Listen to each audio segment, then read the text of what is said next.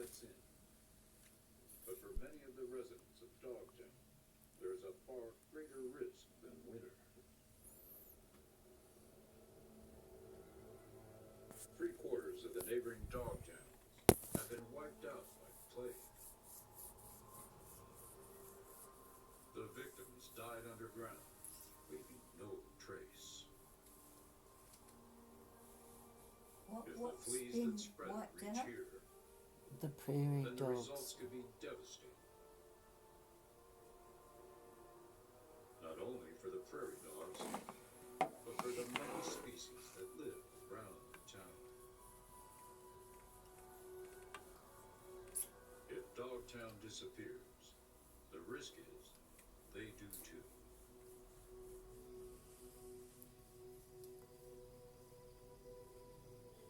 But there is hope.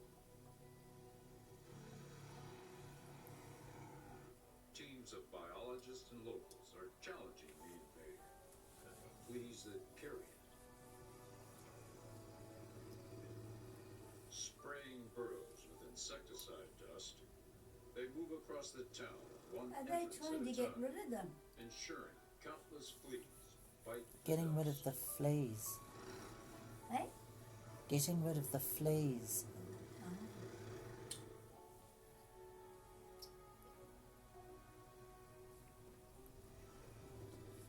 It's laborious work. 500,000 burrows in 40 square kilometers have already been dusted.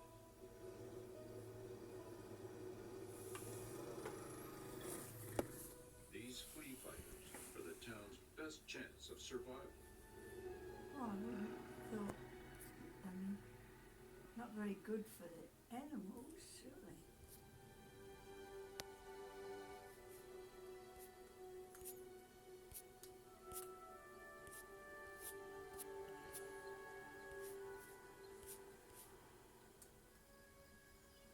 I wonder what state it is. Do you The know? final days of No.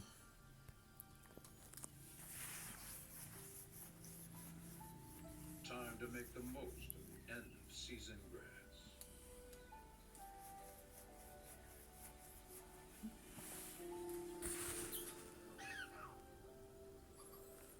Time to stock up for the icy winter ahead.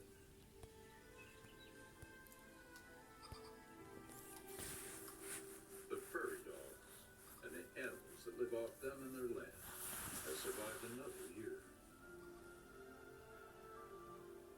Industrious parents have taken great risks to give their young a good start in life.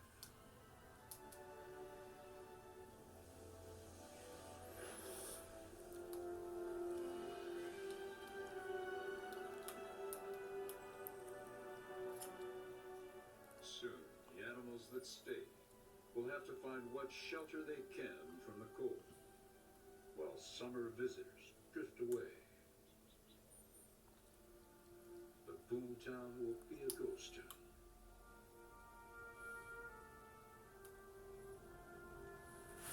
At least until the spring sunshine returns to the Badlands again.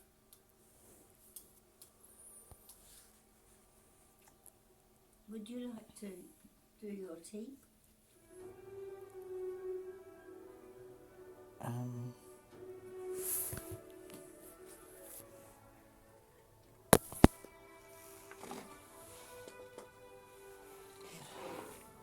Well, that was much more instructive and useful than the funny old chaser.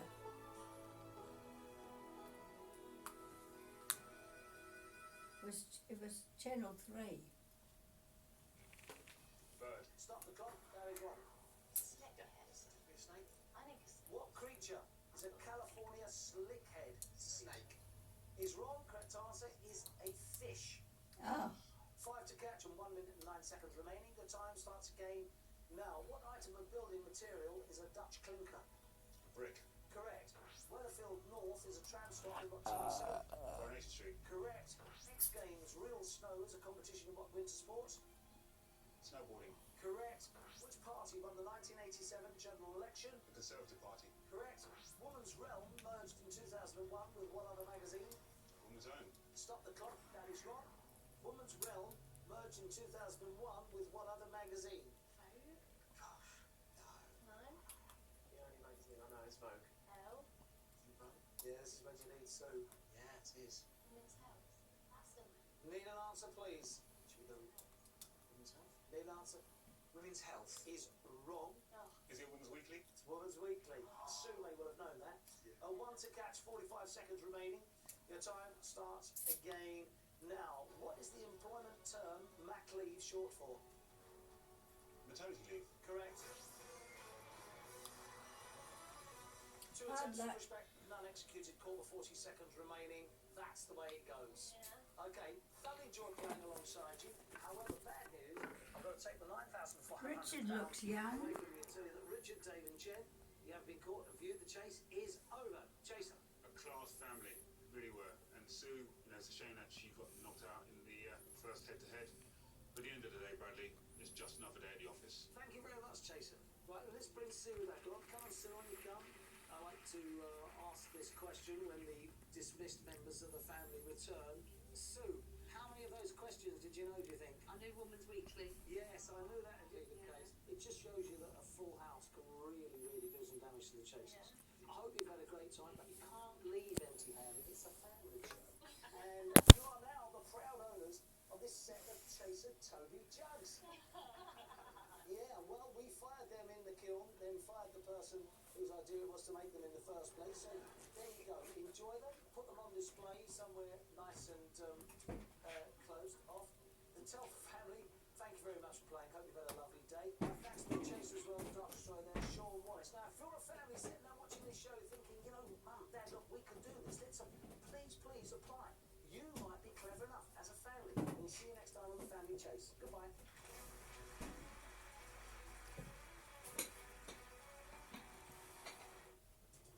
Tonight on One News, a financial package is announced to help Australia's volunteer firefighters who've been unpaid for weeks. Why the heat, though, is about to be turned up again. Dozens of students killed and injured in Somalia. After a massive truck bomb tears through a busy intersection in the capital. And was it you? Someone's lucky lotto ticket won them more than $17 million last night. The tiny town of Twizel is all abuzz.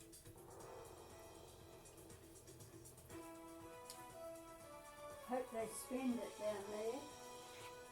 Good evening. Volunteer firefighters on the front line of Australia's brutal bushfire season will finally get some financial relief. The Prime Minister announcing income support of up to $6,000 each, but so far it's only available in New South Wales. And as the politicians wrangle, a return to heatwave conditions is forecast. Nicole Bremner has more. It's been firefighters versus the flames for weeks, and today Rural Service volunteers central to the terrifying face-off finally acknowledged by a federal government feeling the heat.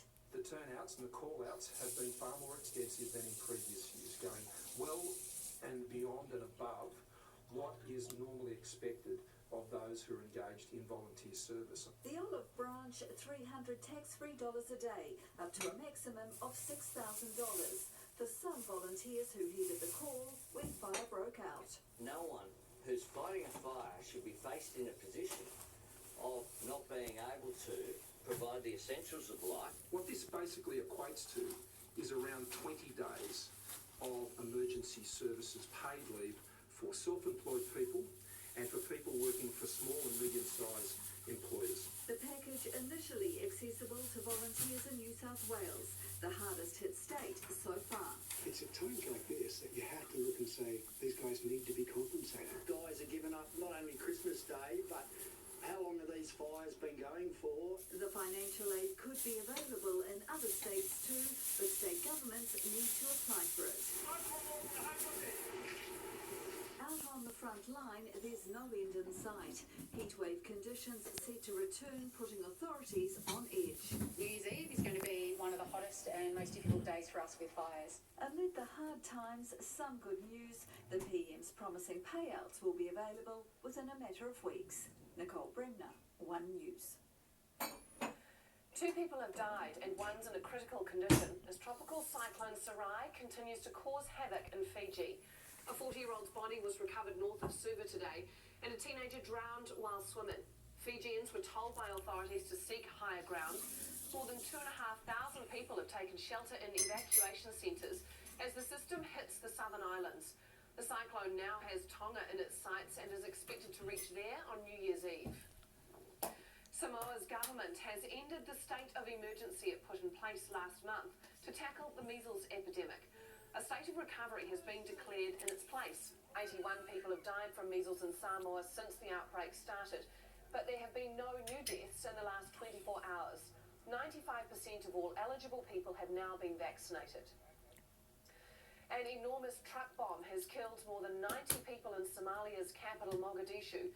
Dozens more have been injured in what's believed to be the biggest attack there in 2 years. Erica Wood reports. Smoke billowing from the centre of a huge explosion. Those nearby move in to look for survivors. Dozens were killed and more than 100 wounded. A truck loaded with explosives was detonated at a busy control checkpoint. The death toll is not yet clear, but the number is high. This man was getting out of a minibus when the bomb went off. His leg was injured, but he was lucky to escape with his life. The attack at the busy intersection was timed for Mogadishu's morning rush hour. Many of the victims were students from the nearby Somali National University. The explosion was very large. Many people died here. I saw many dead bodies lying on the ground with my eyes. Some of those were police officers, but most of them were students. Somalia has suffered years of failed governments and unrest. Its population is used to violence, but this is believed to be the biggest attack in nearly 2 years. No group has yet claimed responsibility, but the country's president was quick to blame the Islamist group Al-Shabaab, which has long been behind a campaign to topple Somalia's UN-backed government. The motive behind such an attack is to terrorise and demoralise the Somalian people and its government. This terrorist group of Al-Shabaab, it seems, has been contracted to kill and massacre innocent people and destroy all infrastructure. The president's vowing not to let extremists win, but such a terrible attack demonstrates just how much further Somalia's fragile democracy has to go. Erica Wood, One News. It cost $1 million and was purpose-built to help save lives. But the helicopter rescue hub in the Coromandel is now lying empty without a chopper at the region's busiest time when it's needed most. Kim Baker-Wilson explains. It's the home and helicopter base worth 7 figures, all sitting empty. We have a 4-bedroom crew house which is next door, which has no crew in it, but the whole facility is just sitting here having the lawns mowed. The appliances are ready, and so are the magazines. It's a very, very expensive facility for that. But this hub that was custom made for saving lives at one of our tourist hotspots is missing one crucial thing. We have no helicopter. It deflates you. It seems like a damn big waste of time. For a decade, it's fallen to Auckland's rescue helicopters to keep a watchful eye each summer over 150,000 holiday makers. But now, that's over. They're gutted and livid about it. The Health Ministry opting to change how rescue helicopters work. Now, 2 have to be ready at all times in Auckland. It means none can be based in the Coromandel. I almost read into it that people are offended by what has happened. The people have put the money up and they want their asset back. Pure and simple. The ministry says up to 8 helicopters can take on missions to the peninsula, but for some it's not good enough. It's a difference between life and death, and we're getting call-outs every second day practically. So, with that type of intensity of service, why wouldn't you have one based in Whitianga? And as the wait continues at the Whitianga base, it says it's ready to go, should a helicopter return. Yeah, that's all we want. All we want is what we had. We don't want anything extra. We simply want what we had, at no cost to the government. Kim Baker-Wilson, One News.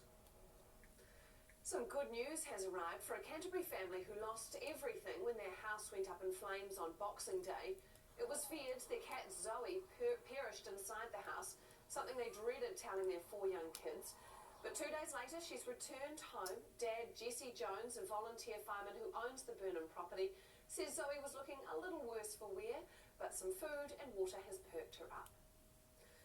The team who invented a revolutionary Mars scanner has now turned its talents towards the human body.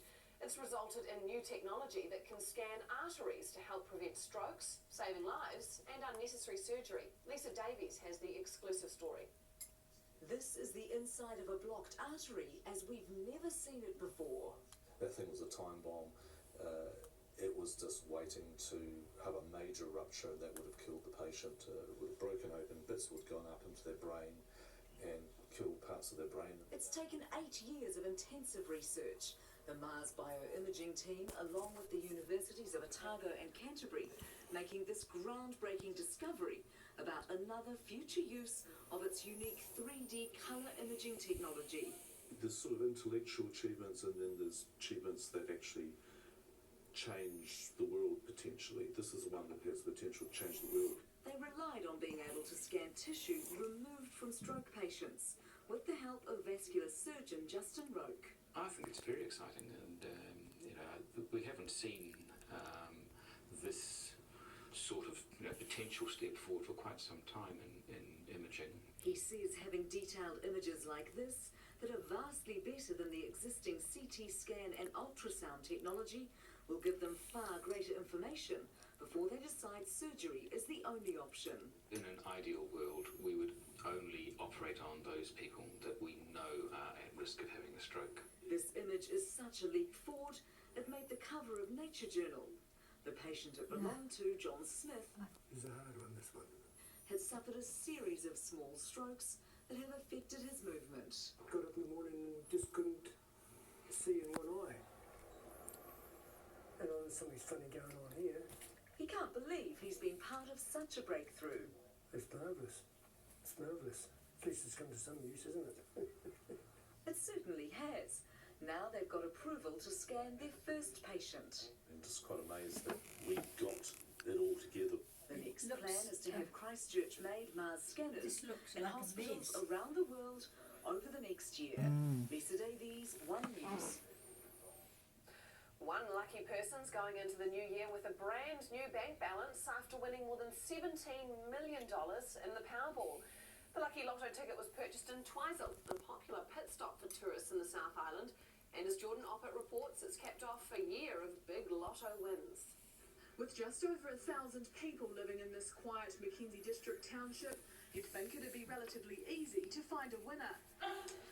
Not us, anyway. I have no idea who it is. Yeah, I wish it was me or family, but unfortunately, no. It's definitely not us. Wish it was us, but no, it's not. I sold lots of good-looking tickets, I think. But the market stall's been steady all day, and no sign of the lucky punter yet. I'm pretty sure they'll stay anonymous, really. Yeah, don't know if it was a local or somebody passing through. Twizel's a popular tourist pit stop, a place to get an ice cream, stop for a coffee, or it seems grab a lotto ticket. There's lots of a vibe here anyway because it's the holiday season, and this is just an extra bonus for people. According to the 2013 census, the median income for adults is just under $28,000. The bulk of locals self-employed or retired, with the addition of holiday homeowners in the summer. $17 million, that's what's on the line, just to mention. It's the biggest lotto win in the South Island this year, and the 5th biggest overall. $22 million was won in Taranaki in January. 2 people walked away with $19 million each in Auckland in October, and only a month ago, $18 million was won in Whangaparoa. Last night, a humble $17 million in Twizel. This has been an enormous year, our biggest year for winners in the history of Lotto New Zealand. So winners have won about $570 million in prizes this year. Lotto's advice to the winner: just to breathe and take stock. The first thing we say to people is really just keep it to yourself for a while. Don't tell too many people. I just hope it goes to someone local and they've got good people around them to look after them. It's a lot of money and a lot of pressure. Lotto will provide tips on how to handle the funds when the winner officially comes forward to end the mystery setting this tiny town abuzz. Jordan Oppett, One News. It's not me. A trip to a college football game in the southern United States has ended in tragedy after the break, what led to the worst plane crash in Louisiana this decade. Plus, going to extremes why these Kiwi scientists are camping on top of an Antarctic volcano. And is there life on Mars? If there is, NASA reckons this fella will be the one to find it. There's only 3 days of 2019 left.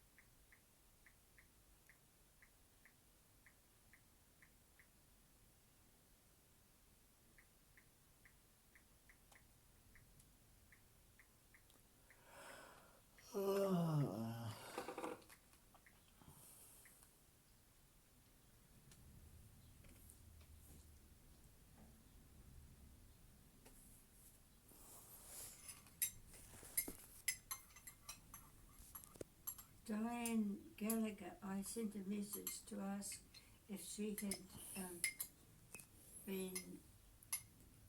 if anybody was doing her garden. She said no. But I'm going to have to do mine and the one across the road tonight. I just don't feel like going back to Diane's. Perhaps tomorrow you might help me.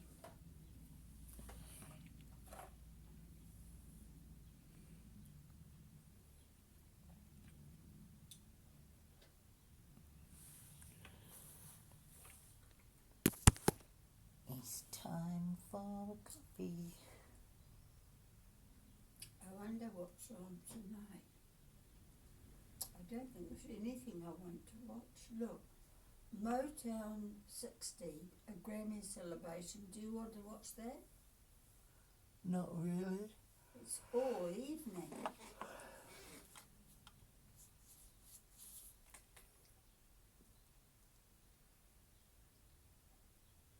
Anything there? No.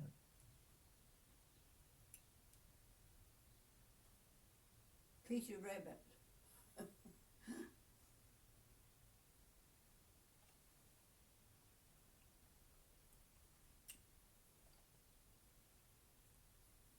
Oh, what's the gift about? Pick you up and put the dinner on. Daddy. Two daddies. Long distance daddies. Perhaps it's Granddad who helps you out with your homework. Or maybe your friends or your family. Like a sister from another mister. Families come in all shapes and sizes. But it's meal times that bring us together. McCain, you've done it again. Sorrento, Kia's dynamic and safe large SUV. There are very novel organisms that we don't find anywhere else on the planet. Unlike the icy world above, the soil where the bacteria live can get as hot as 65 degrees. Microbiologists have taken samples of the creatures before, but haven't been able to grow them successfully in the lab. If we can isolate and grow those organisms in culture, then we can understand what those organisms are doing to gain energy. Previously, scientists have just scraped the surface of Erebus, around 12 centimetres. But this season, they've gone further than ever before, drilling down 1.5 meters. So the deeper you go, the more novel. So the idea is that by going deeper still, we are focusing on just those novel organisms, and we also get an environment that's more stable. It's the first of a 4-year research program, and it almost ended before it began. The team pinned down by 120-kilometre mountaintop winds. So we spent over a week sitting thinking about what we were going to do. Between daring dashes to the toilet, Where was that? or sampling in minus 40-degree wind chill. We had Erebus. 3 layers of gloves on with hand warmers inside, and we were able to survive about 2 hours Do you out mean there Antarctic? before we had to pack up and come back home. Their efforts may lead to a greater understanding of the kinds of conditions that can support life, not just on our world, but in outer space. Caitlin Robb, One News, Antarctica. A TV sports reporter is among 5 people killed in a plane crash in the southern American state of Louisiana. The flight was heading to a college football game when the aircraft crashed into a parking lot just after takeoff. The ABC's Trevor Alt has more. A horrifying scene in Lafayette, Louisiana. A twin-engine plane with 6 people on board crashing shortly after takeoff Saturday morning. We have 5 individuals who are deceased as a result of the plane crash. The 6th individual is right now in the hospital being treated. Witnesses saw the plane struggling before slamming into a power line not far from an apartment building, then bursting into flames as it crashed. It just went up into flames, and the whole flame like rolled and tumbled straight through the field. The fuselage nearly hitting a post office, blowing out windows and setting this car on fire. Also had 1 individual that was in a car or near a car that was impacted by the event, who's also being treated for their injuries. There were 2 other individuals in the post office who went to the hospital because of smoke inhalation. The Piper Cheyenne was headed to DeKalb Peachtree Airport outside Atlanta. The passengers headed to today's Peach Bowl between Louisiana State and Oklahoma.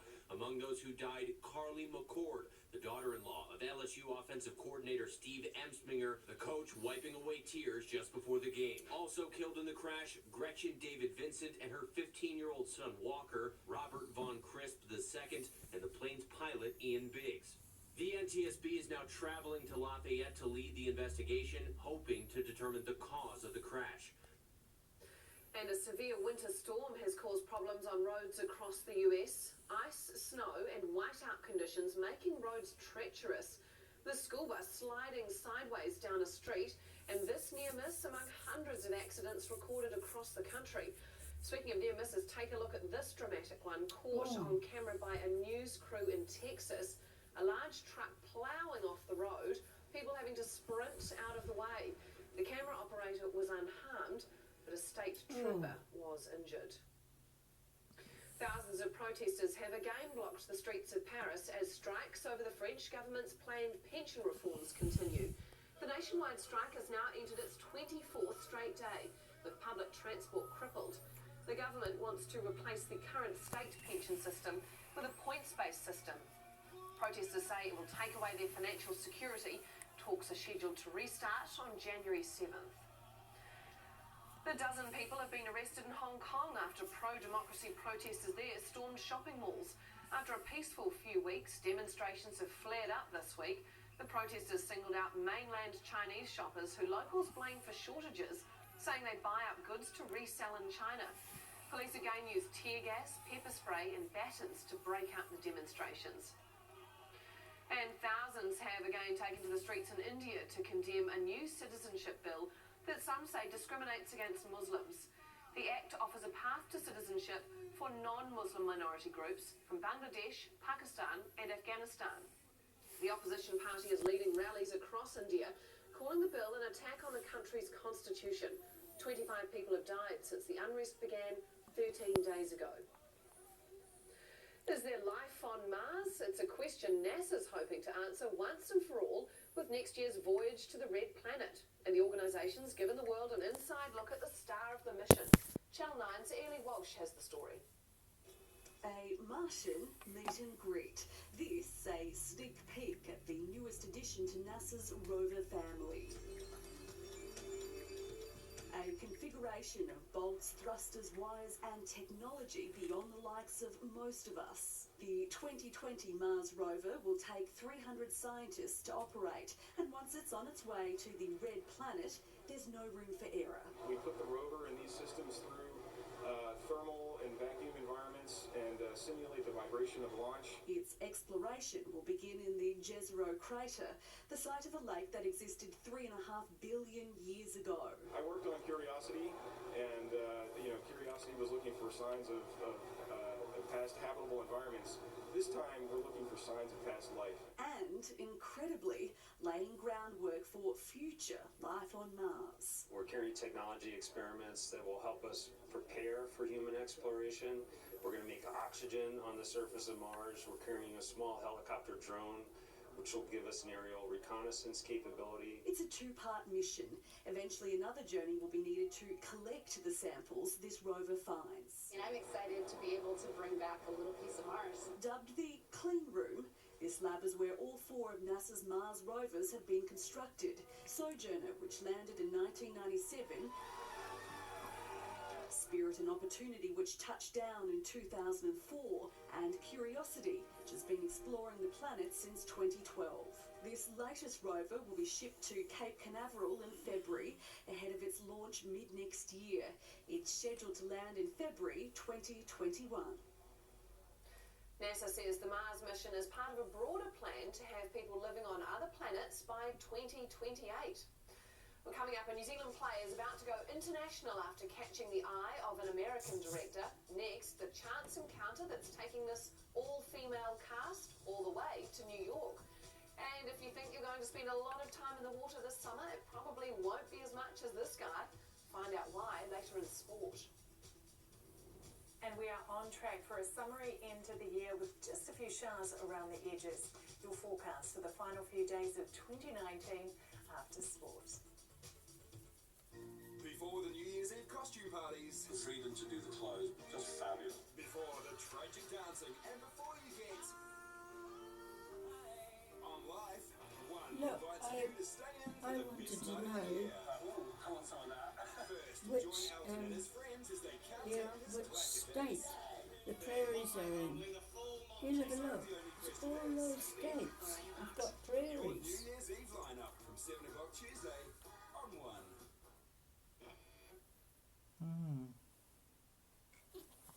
Does it show?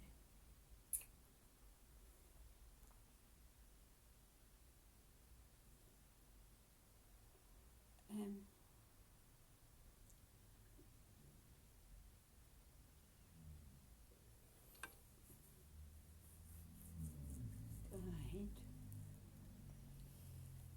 There's 3 hours of this Motown, a Grammy celebration.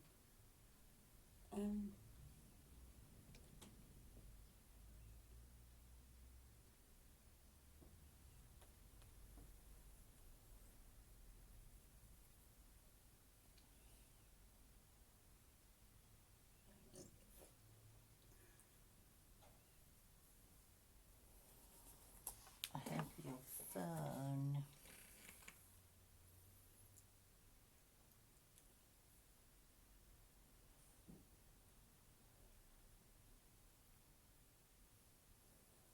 I'd rather like to watch some of that. It's in Northern Ireland.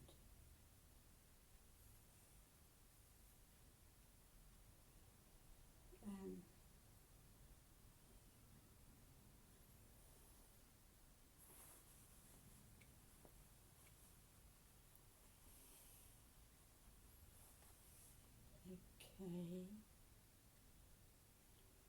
I'm going to ring Glenn.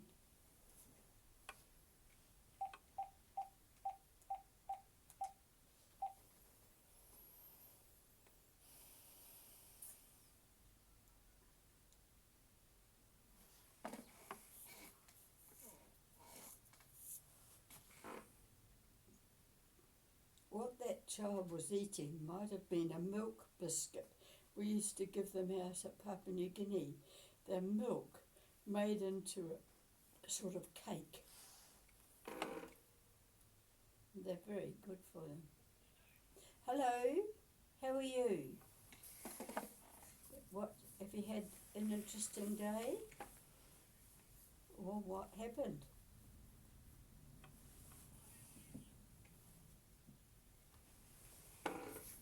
Yeah. Mm.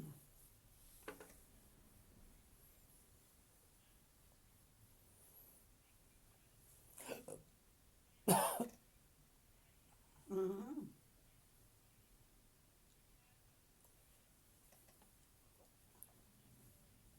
Yes. Yes, like here in our town. Beautiful. Oh, that was lovely that Rod was willing to do that. Maybe sometime you could get him to bring him up here, come up here for lunch or afternoon tea or something. Yeah. You haven't heard anything more. You won't hear from Anna until when the thing happens.